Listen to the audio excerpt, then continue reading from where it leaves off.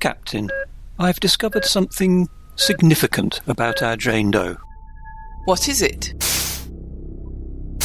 Mr. Hargreaves, you're late for duty again. I'll deal with you later. Sorry, Doctor. What were you saying? I think you ought to come down here. I need to show you. I'm on my way. Number 1, take over. Yes, Captain.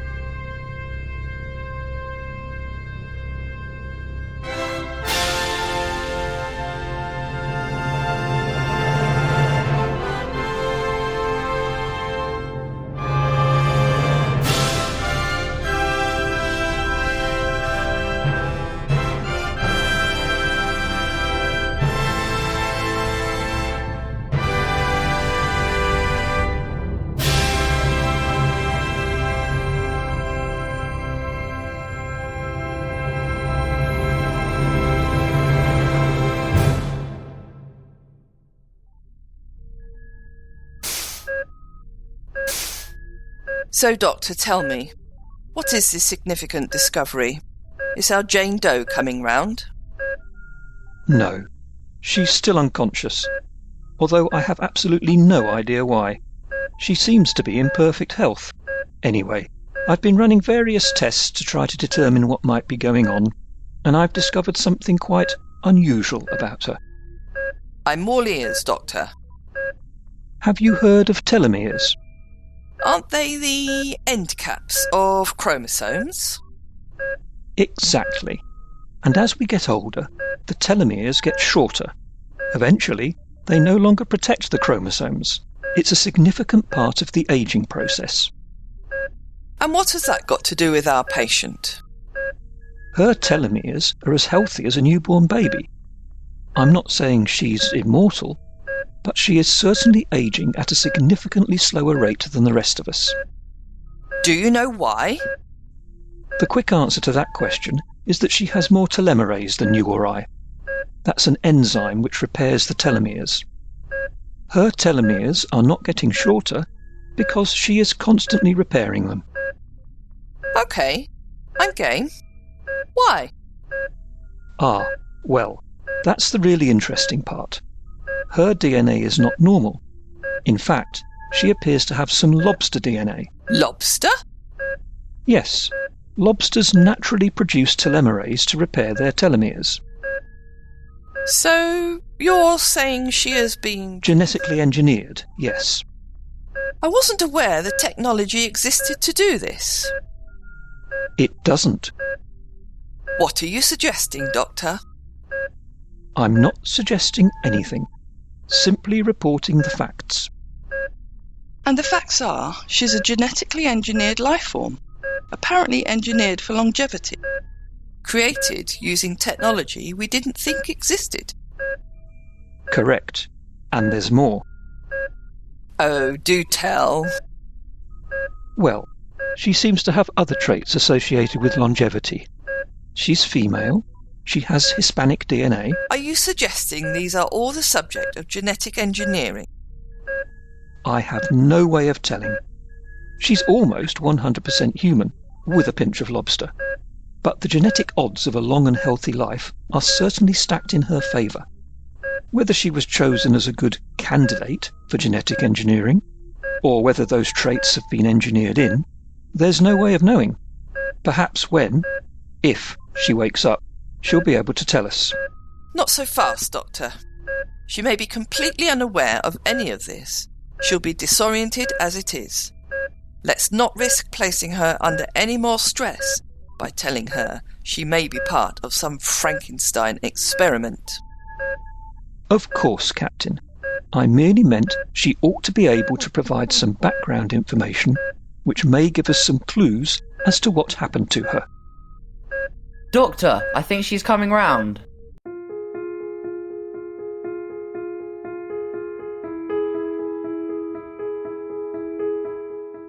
Where am I? You're in the ship's hospital. Hospital? How did I get here? We found you unconscious. We've been caring for you. Did you say ship? Must be a calm sea. I can't feel any motion. How can you find me at sea? Relax. We'll explain things later. What's your name? Chris Taylor. Where do you live, Chris? Computer, turn off that heartbeat monitor! Complying. 15 Shakespeare Road, Croydon, Surrey. What's the last thing you remember? I just returned home after we'd been out at a restaurant for my birthday. I was having some cocoa before I went to bed. That's it, I'm afraid. Don't worry. We can piece things together later. Doctor, see what else you can find out and report back to me. Aye, Captain. Why does my voice sound funny?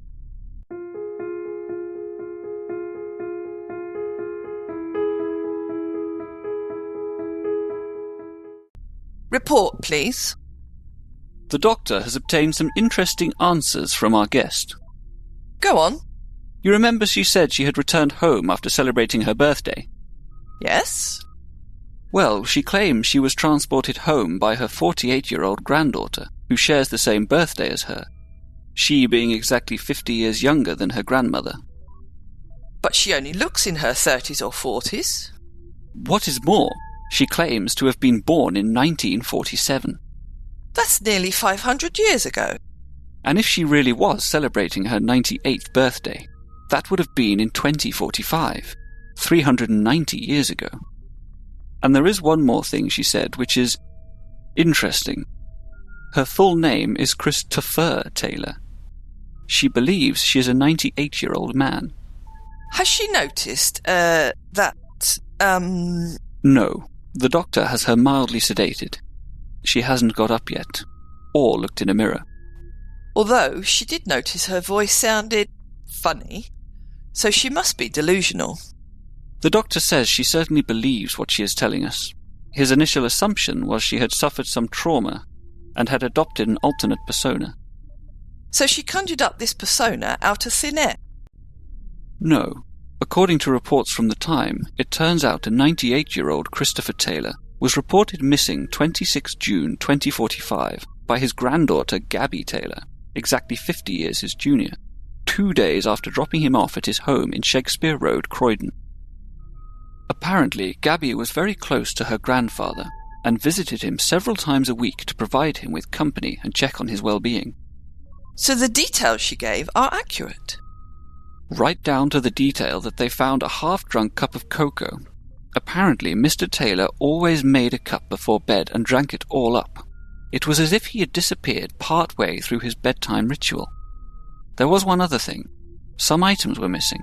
There was a theory it may have been a robbery gone wrong. We found some items with our guest. I don't suppose they matched the description of what was missing. We don't know. The surviving records don't go into that much detail. All we know is that despite extensive inquiries by the police, Chris Taylor Sr. was never seen again. So our guest must have learnt of this story somehow and adopted it as her own. There may be more to it than that. Go on. It turns out Chris Taylor Sr. was a keen amateur genealogist. So much so he commissioned a DNA test. The results of that test survive. It's not a complete DNA mapping, but it was enough to determine our guest is extremely closely related to Chris Taylor Sr. You mean she is descended from him? No, she is cloned from him. Cloned? The doctor is quite adamant. Their DNA is so similar. Our guest must be a genetically modified clone of Chris Taylor Sr. But even if she was somehow cloned from him, she wouldn't acquire his memories as a result. True. The doctor decided to carry out a number of brain scans to determine if there were any abnormalities. And? The doctor has discovered microscarring all around her skull. At some point, our guest has undergone major brain surgery, but at a skill level well beyond current medical capabilities. You're not suggesting... The doctor has hypothesized that our guest has been the recipient of a brain transplant. From Chris Taylor, Celia? Precisely. He's going to have quite a shock when she finds out. That is why the doctor has sedated her. He felt we should prepare our explanations properly before informing her. Well, you can't leave her permanently sedated. Mr. Hargreaves, inform the doctor to, as diplomatically as possible, explain to our guest what has happened to her. Him. Okie dokie, Captain.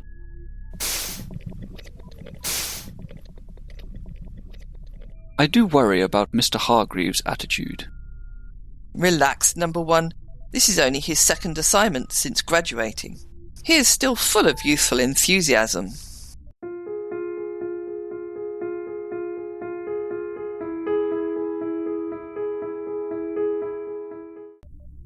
So, Chris, do you understand what we are saying? Yes.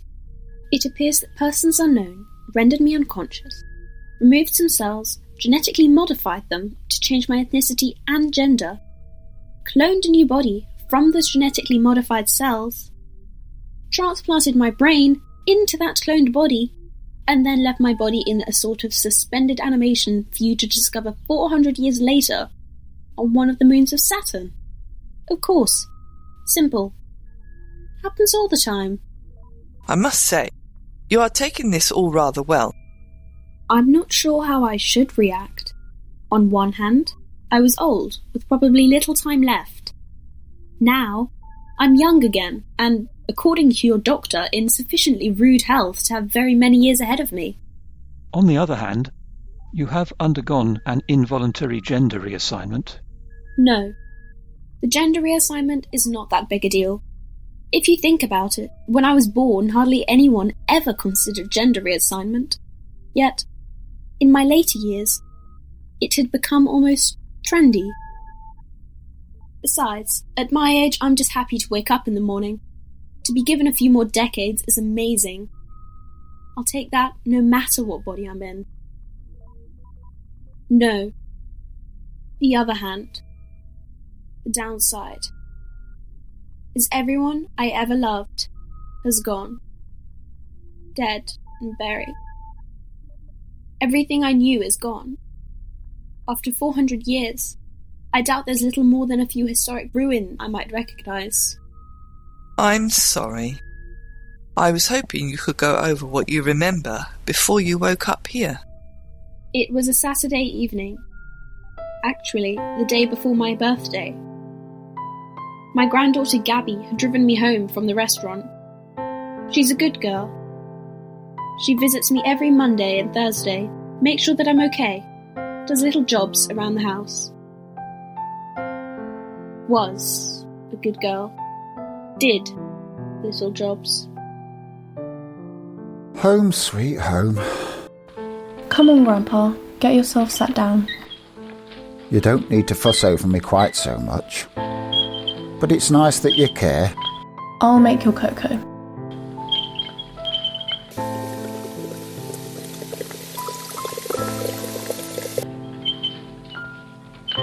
It was a good get-together this evening, wasn't it, Grandpa?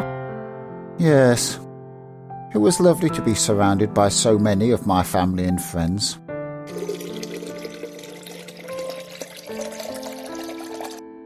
Although I have this feeling that this may have been the last time. Don't talk like that, Grandpa. You'll go on forever. It's nice of you to say so, Gabby. But I have to be realistic. When I said goodbye tonight, it really did feel like goodbye. Nonsense.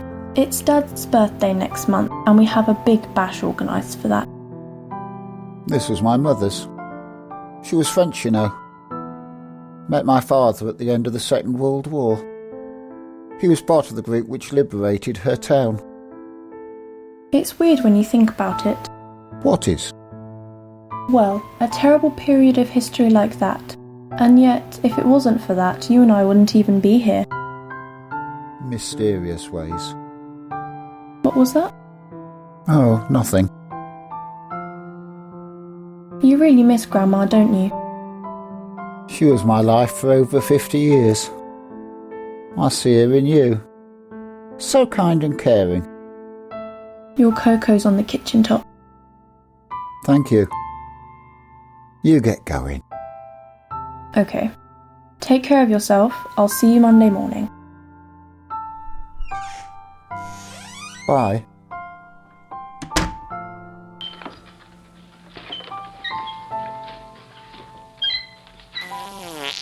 What was that?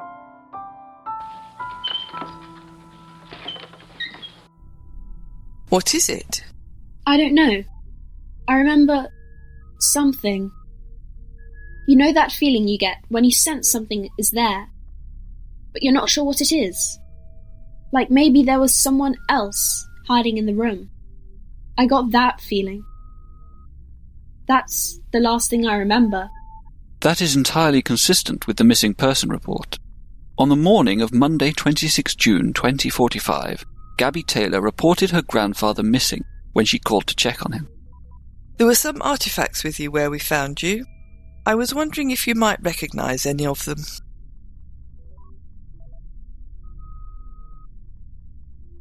It's so faded.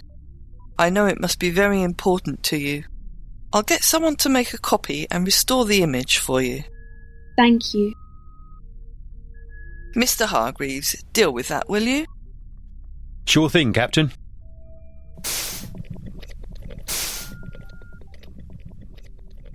I really can't believe... Leave it, number one.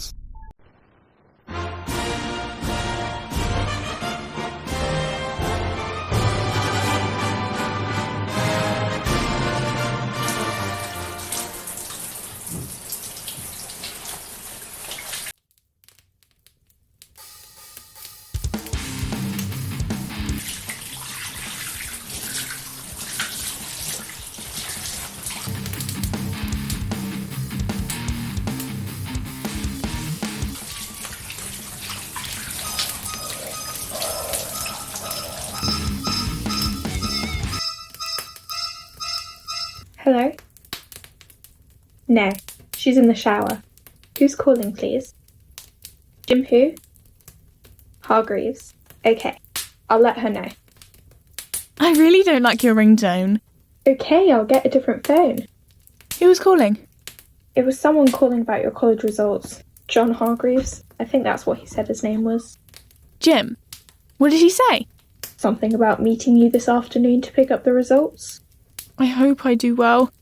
If I get good results, I should get into the Space Corps. Please, no. What's wrong? Thought we agreed you'd find a job that was in harmony with the vibrations of the planet. No. You said that's what you wanted me to do. But I want to explore. Who's this John Hargreaves anyway? Is he your boyfriend? No. We're just friends. Our interests are too different. You might like him though. He's into Egyptology. Really? Anyway, did Jim say what time he was getting there? Yes, he said he'd meet you there at 2 p.m.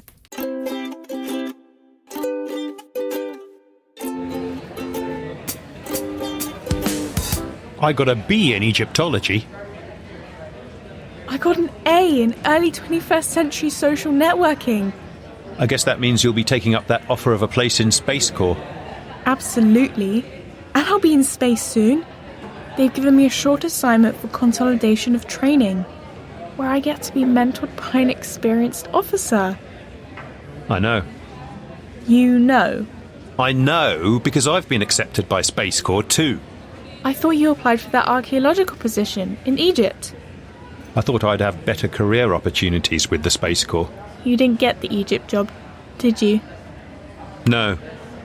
But hopefully we'll be assigned to the same ship for consolidation of training.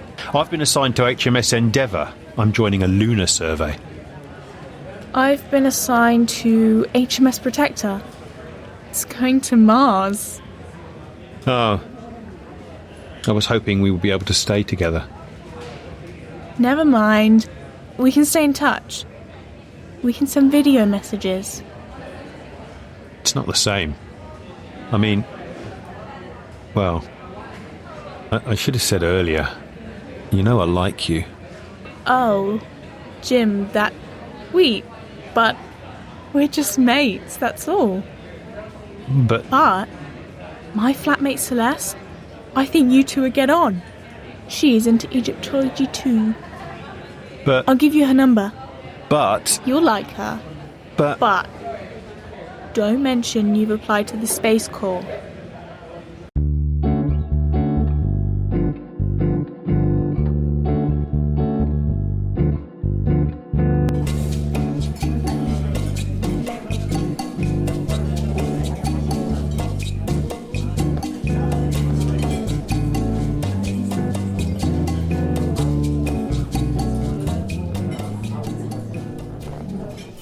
Are these the vegetarian menus? It is a single menu, madame, with a wide selection of vegetarian options. You are vegetarian, aren't you? Yes, of course. What are you going to have? I don't know. Is there anything you would recommend? I think I'm going to start with a roasted garlic cauliflower chowder, creamy tomato and basil lentil pasta for the main, and the pumpkin pie for dessert. Sounds delicious. I'll have the same. Oh, the same taste in food. That's a good sign. We're going to get on so well. I understand you are flatmates with my friend from college. Yes. She was renting my spare room. She'll be leaving soon, though. She signed up for a job with the Space Corps. Good riddance to her, too. The Space Corps destroyers of the Earth. Why do you say that? All those resources wasted so a bunch of silly people can go on a jolly. And think of all the pollution they generate. What do you do? Well, I applied for a job with an archaeological team in Egypt. That sounds very exciting. When will you know if you've got the job? Well, I don't know. Hopefully soon. We have the same interests too. That's another good sign. We really are going to get on so well.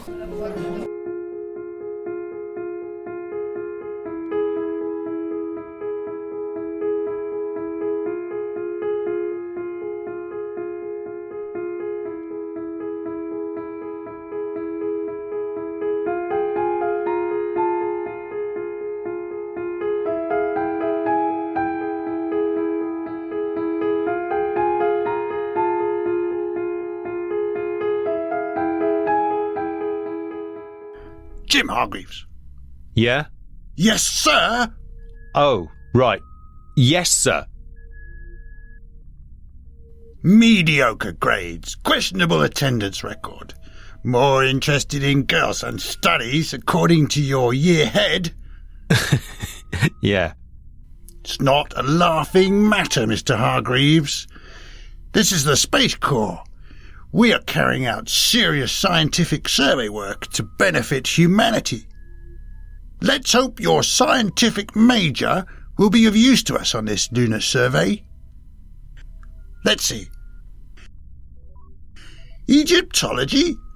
What on earth is the use of Egyptology on a spaceship? Well, it can be quite useful on Earth, sir, in Egypt. Be quiet! Yes. Quiet! Sorry, sir. Quiet!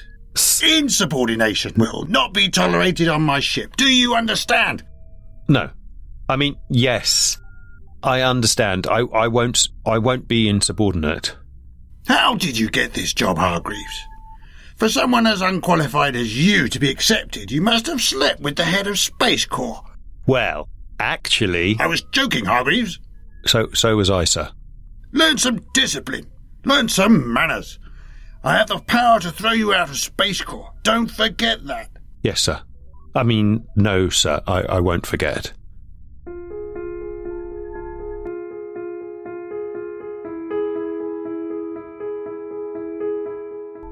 Jones.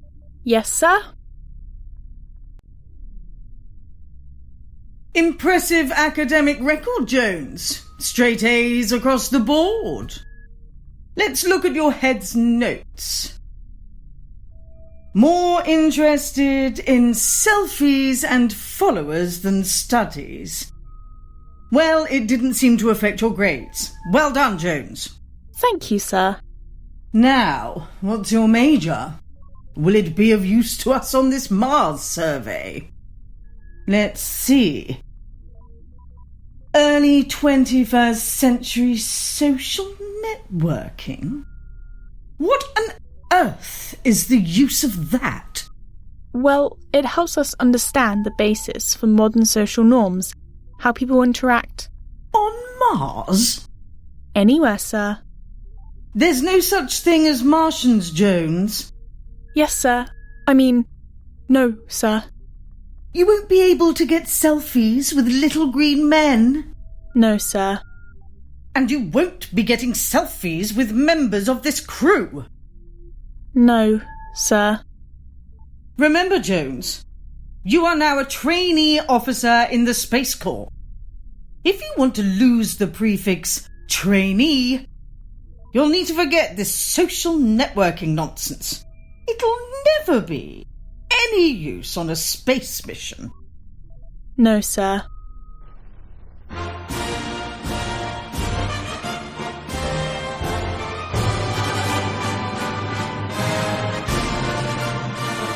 So tell me about your time in Egypt. Well, there's not much to tell. I spent most of it in a tent digging in the sand. Tent? Well, yes, the sun is very strong, so they erected a tent over the area we were working. Well, more like a large canopy, really, to shelter us. Did you find anything exciting? Well, we found some broken pieces, which may have been tablets. They were very weathered. They were sent away to be examined. Go on. And the moon was fantastic. The moon? Yes, at night. In the desert, looking up at the moon. The skies are so clear. It sounds wonderful. Yes, it was. No, I think I found my soulmate. You should move in with me. Really?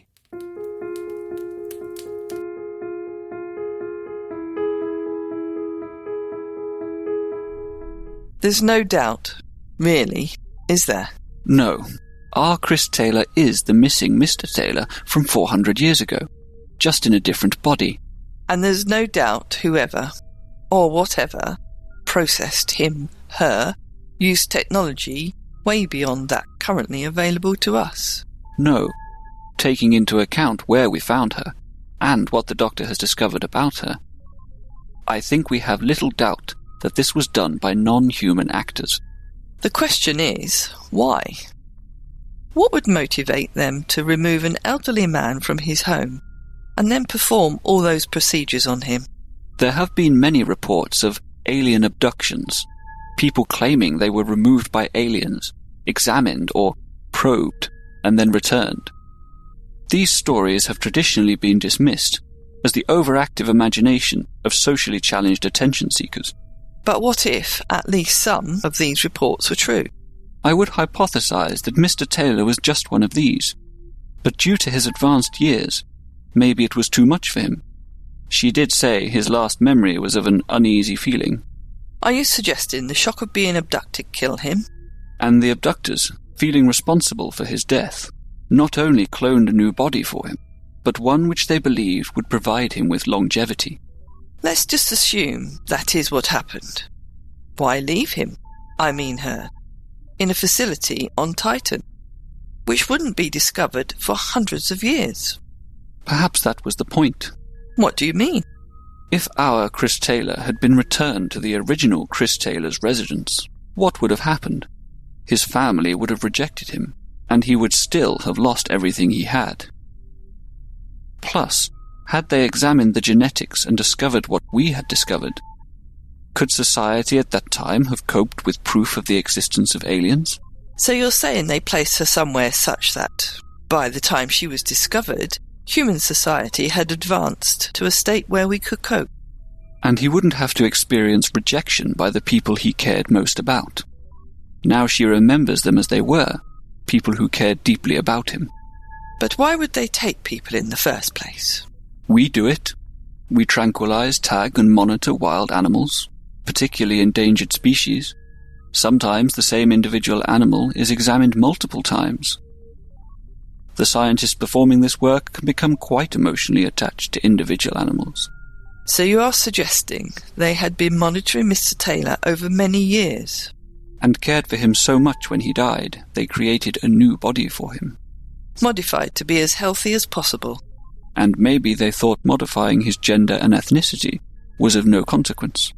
You have to say that our Chris Taylor does seem to be dealing very well with that aspect of what has happened to her. Although perhaps that's the pragmatism of advanced years. Just being alive is what is important. Anything else is of relatively minor significance. I think it is worth re-examining the circumstances under which we found her. There may be clues we missed. You're right. We've been devoting our attention to her well-being. Rightly so. But when you consider the whole sequence which led us to find her, it is, well, bizarre.